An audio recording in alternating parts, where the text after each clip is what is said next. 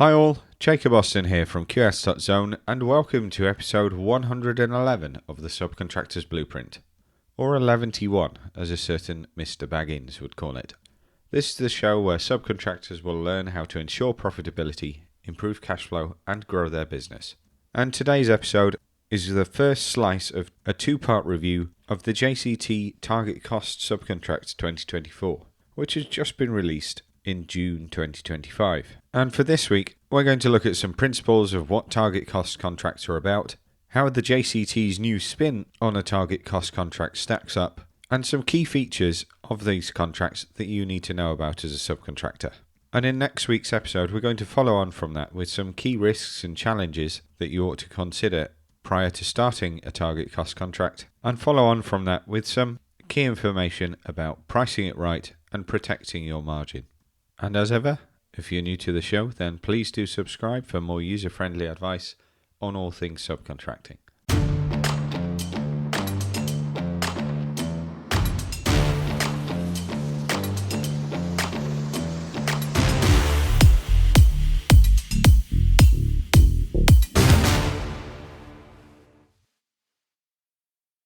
So let's dig in.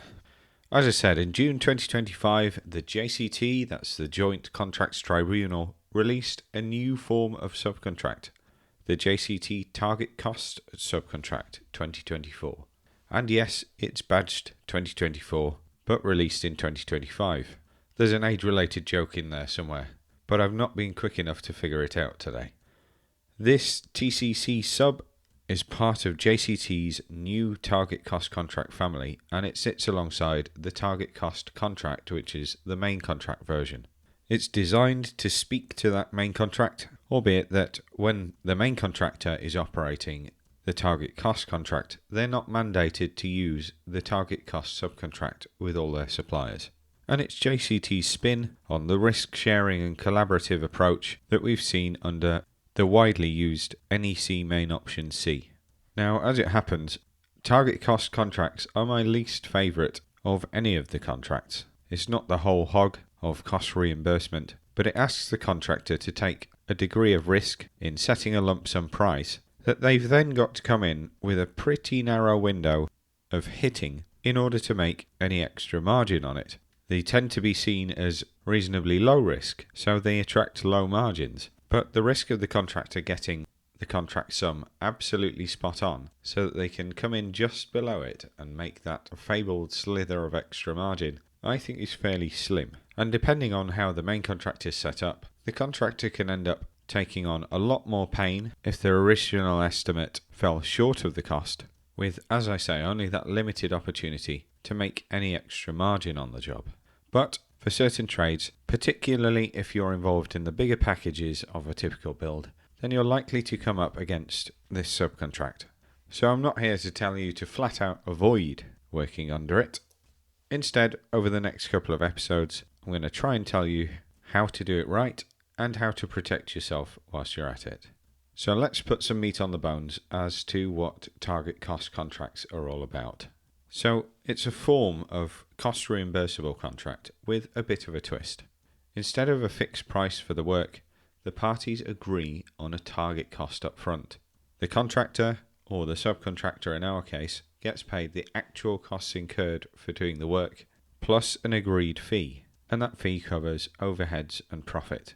At the end of the job, and sometimes during the job itself, the actual cost is compared to the target cost, and at final account stage, any difference is shared between the parties. Often during the job as it's unfolding, if your costs are less than the target, then you'll get paid the lesser of the two, so you'll get reimbursed what you've spent plus your fee. But going back to that final account and the sharing of the differences, that works on the proviso that if the work is under the target cost by the time the job is completed, then there are cost savings or gain. Those savings are split between the contractor and the client, or between the subcontractor and main contractor at our level. And often there's a pre-agreed proportion that's designed to give both parties a little bonus for being efficient. If the work exceeds the target cost, then the overrun or the pain is also split, meaning that the contractor and the client each swallow a percentage of the extra cost. In other words, you don't get paid for all of the cost overrun. You have to stand some of it yourself, which can get painful. That pain and gain share mechanism is a hallmark of target cost contracts. The idea is to get everybody aligned and pushing for the same outcome. Everybody benefits from finishing cheaper, everybody suffers if it ends up pricier, hopefully encouraging teamwork when it comes to cost control. But as I alluded to earlier, the pain and gain share mechanisms are often limited to within a few percent of the target cost. Let's say it's 5% either side, which in my experience is quite common. And that works on the proviso that say your costs come in at 95% of the total, then you'll get paid your full cost, your overhead and profit on that cost, and then the remaining 5% is shared between the parties. So you've got a potential 2.5% extra to make. Often it works the same way on the pain or the loss share. So if you overspend up to 5%, then the client will give you half of that overspend back to you, but you'll have to stump up the rest yourself. But then the further question is, what happens when you get to 6%? Well, quite often, an overspend beyond the target range will mean you copying any additional percentage yourself. So in effect, you lose 1% of your contract sum for every percent you go over the target. And what happens if you save more money? Do you get to keep that? Well, that's often not the case. Quite often these arrangements are set up so that if you dipped below the 5% of your target price, the client will take any additional saving back off you. And this is what I mean by having a narrow window to work within to make any extra money. Now, these percentage margins will likely vary from job to job. You can't just pick up two target cost contracts and assume that they're the same. Other common features of target cost contracts include an open book approach and pre-agreed definitions of allowable costs. Sometimes the open book approach applies to your build-up as well as the costs as the contract unfolds. That might mean that for any packages you're not delivering yourself, that you have to tip up quotations to justify how much they're going to cost. And certainly, when you get to evaluating the actual cost versus the target, you'll be expected to show the main contractor all of your receipts, timesheets, invoices, and so on to justify your cost for the work. And the contractor will have the opportunity to disallow some of your cost if they fall outside of an agreed list of cost categories. Sometimes that might be if the work is deemed inefficient. Some contracts will outlaw revisits to certain areas or rework altogether. And certainly anything that's outside of the project scope is likely to not be paid. Those become disallowed costs and it comes out of your pocket. So to summarise what goes into a target cost contract in one list, we no longer have a fixed price lump sum. Instead, we're fixing a target at the start of the contract. Payment is on the basis of cost plus fee, which is on an actual or allowable cost basis, plus a fee which could either be a fixed amount or an agreed percentage which represents your overhead and profit. We have open book accounting, so you must keep detailed records and allow for audit and inspection of your costs to verify that they're legitimate. There is the pain and gain share, which is the mechanism to split, underspend or overspend between the parties as per agreed percentages. Then we have target adjustments. So the target isn't set absolutely in stone, and in the same way that you would administer changes under a lump sum contract, you'll administer changes to the target cost. So if your contractor issues additional work instructions, then your target moves with those instructions. And the final assessment to determine pain and gain share is not from the original target but that adjusted target, and it takes into account the difference between your finally adjusted target and your final cost. Of course, if you've worked under NEC contracts, which would be option C or option D under either NEC 3 or NEC 4, these kind of agreements will sound familiar. NEC has done these target cost options for years, so the concept isn't brand new. This is just JCT's take on it. And as the JCT puts it itself, the ethos of a target cost contract is risk sharing in a way that both the employer and the contractor can benefit from their joint efforts for a successful outcome. Let's zoom in then on the JCT Target Cost Subcontract, and I'll refer to that as TCC Sub. As I said earlier, it was released in June this year alongside the main target cost contract. And it's designed so that main contractors can have a matching target cost arrangement with their downstream subcontractors. But the JCT specifically acknowledges that using a target cost approach may not always be suitable when it gets to second tier, i.e. subcontractors. So the JCT gives flexibility. The TCC sub can be used with or without subcontractor design, and it can even be adapted more like a lump sum or a remeasurement subcontract if needed. In clause 3.4 of the main contract TCC, it literally says to use the target cost subcontract where it's considered appropriate, implying it's not mandatory to cascade it down to every trade.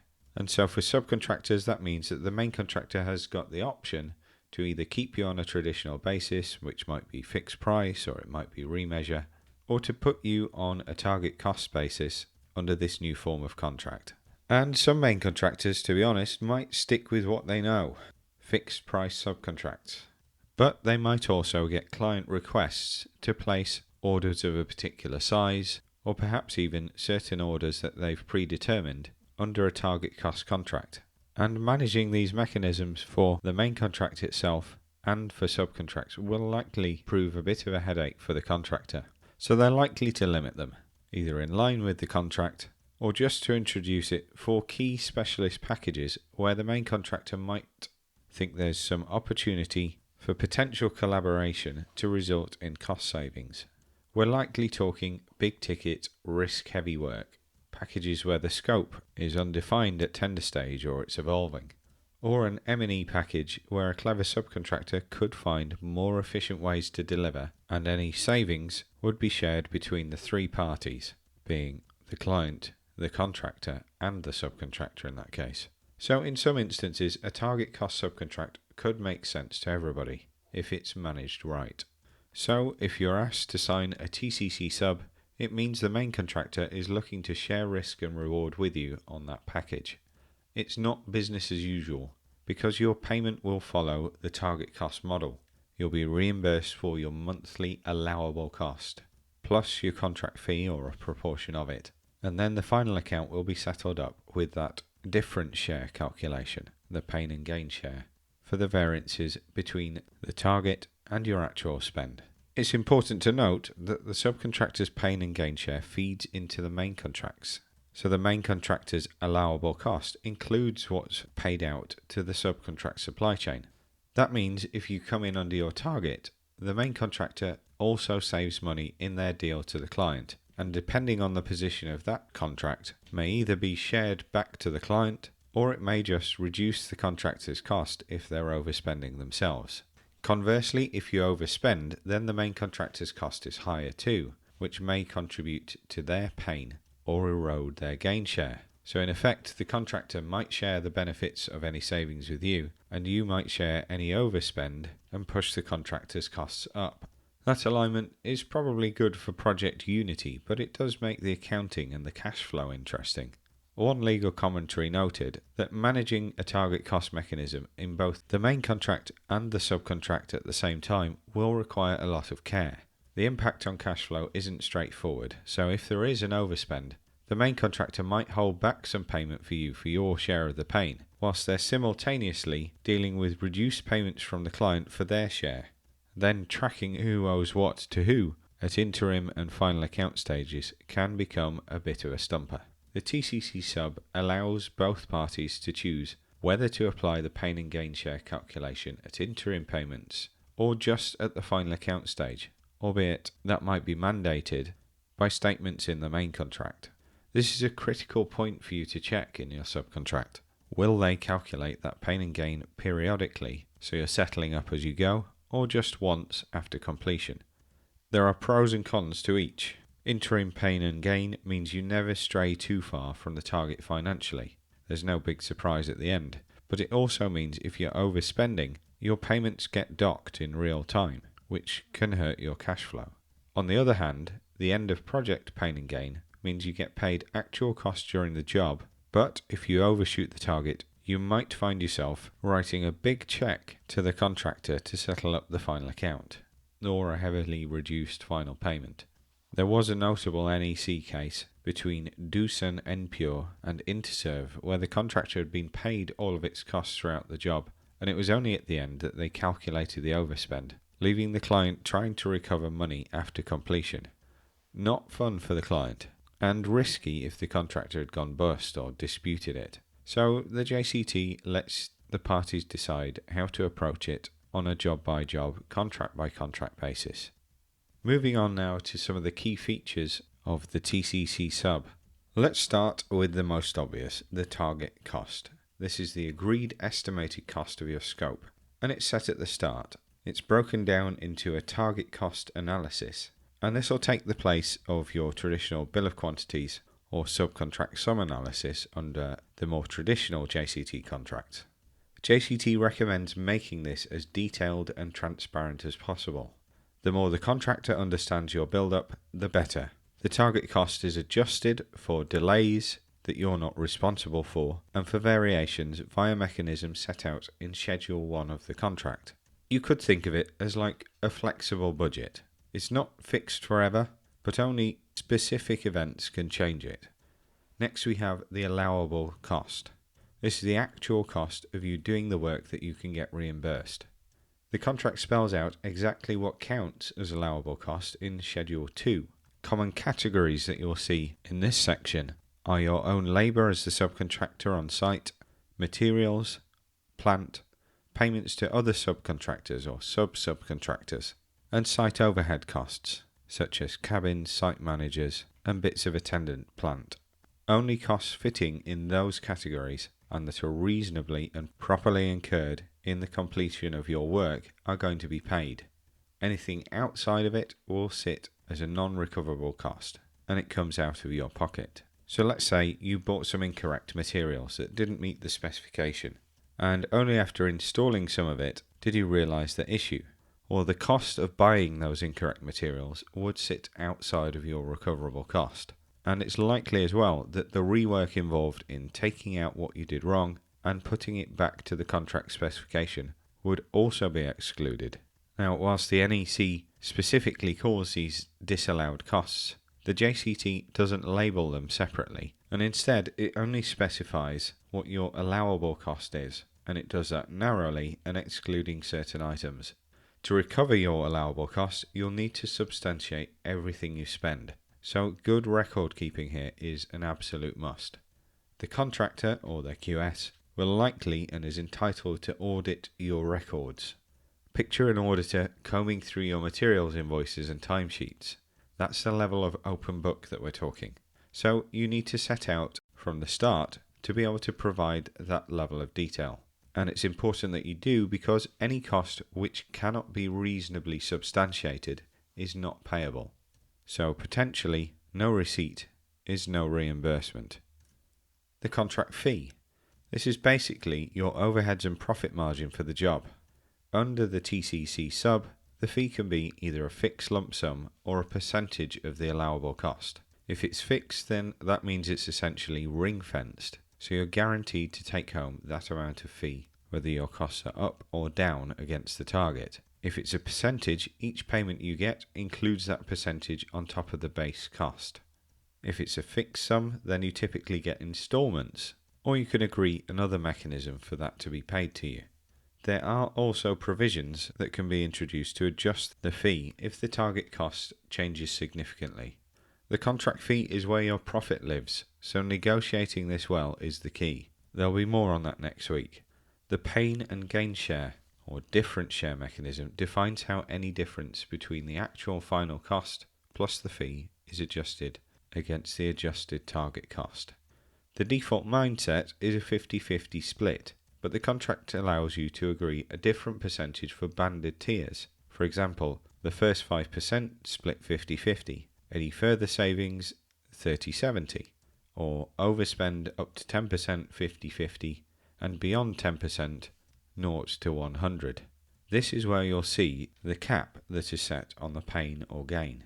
It's more than common to see the contractor's liability capped beyond a certain overspend, which is like what we just described. Beyond a 10% overspend, the split changes to 0 to 100. and therefore it becomes effectively a guaranteed maximum price at that point. This limits the contractor and therefore the client's exposure, and it therefore puts you on the hook for everything above that threshold. And of course, the gain share is often treated in the same fashion. The client doesn't want to hand out an unbound, unlimited bonus, so it's likely if you save below a particular amount that you're handing the money back to them. Always check what those percentage splits are and any caps or bands in the contract particulars. This is where you're seeing how much risk you hold versus your likely payoff if you can make savings. As mentioned a moment ago, target cost contracting means open book accounting. The TCC sub requires you to keep comprehensive accounts of all your costs, and you'll likely need to submit regular cost reports. The main contractor or an auditor that they appoint has rights to inspect your books and verify your costs. This is nothing personal, it's just how the client and the contractor ensures they're only paying for true costs. As a subcontractor, you might be used to perhaps only giving lump sum quotes, so it might feel invasive, and it means you might be sharing previously confidential information such as pay rates, supplier prices, maybe even internal overhead calculations. This could be a cultural shift for you, so you need to make sure that you and your team are ready for the level of transparency that you need to display. On the plus side, if you've been diligent and efficient about your approach to logging costs and justifying them, then the records are going to prove it, and you'll be able to claim every penny you're due. But sloppy accounting and missing paperwork can hit you directly in your wallet here. Just as a thought whilst we're talking open book shouldn't necessarily mean that your proprietary rates and confidential information becomes common knowledge on the marketplace. So you might consider negotiating a confidentiality agreement or an NDA so that sensitive cost data is seen only by the people that need to verify it and not shared to other suppliers perhaps. Next we have adjustment events. Under TCC sub, there are clauses that allow for variations and delays that aren't your fault. For example, relevant matters that give EOT entitlement with loss and expense. These adjust the target cost, and it's important that you use these mechanisms. So if the client piles on extra work, your target cost goes up in the same fashion. And at the same time, you'll adjust your fee. With these, you need to follow the prescribed contract procedures. That means notifying variations, submitting quotes or estimates for changes, documenting delays, and documenting the costs. If you don't adjust the target, then you could be losing out on gain share or potentially having to foot the cost for overspend, which you ought to have recovered. And in reality, that means you've almost got two valuations in one to carry out, because all the while you're carrying out the traditional style valuation of adjusting the lump sum, and alongside that you've got the actual cost valuation akin to your cost reimbursement contract. And you've got to run the two things in tandem and at the end take one from the other to get the final result. And that means that a target cost subcontract can be a lot more work than a traditional subcontract. You're going to be admin heavy and you need to set up to deal with that from the start.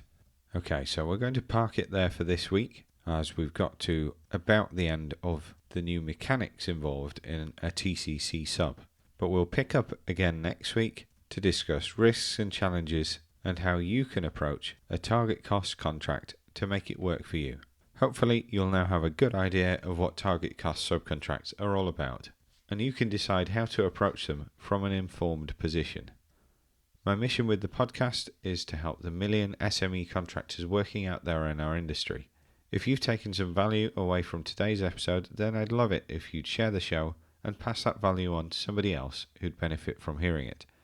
And of course, subscribe yourself if you haven't already. And thanks for tuning in. If you like what you've heard and you want to learn more, then please do find us at www.qs.zone for more information. Or you can check us out on all your favourite socials, again at qs.zone. Thanks all. I've been Jacob Austin, and you've been awesome.